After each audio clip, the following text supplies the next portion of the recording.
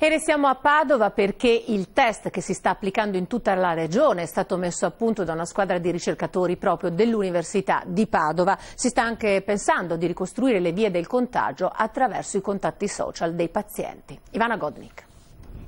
È un test molecolare che evidenzia nei liquidi biologici, che nel caso particolare vengono prelevati con il tampone, questo famoso tampone. Quindi dal prelievo del tampone alla risposta positiva ci sono 3 ore di processazione molecolare per arrivare a questo risultato. 3 ore tanto durano le verifiche per capire la diagnosi del coronavirus, un'eccellenza messa a punto nel laboratorio di virologia dell'Università di Padova, diretto dal professor Andrea Crisanti, arrivato in Italia a settembre dall'Imperial College di Londra. Come siete arrivati a questo test? Noi controlliamo sempre a livello mondiale se ci sono delle infezioni da virus emergenti e nuovi, e appena ci viene segnalato in genere lo sviluppiamo a priori, proprio per essere pronti.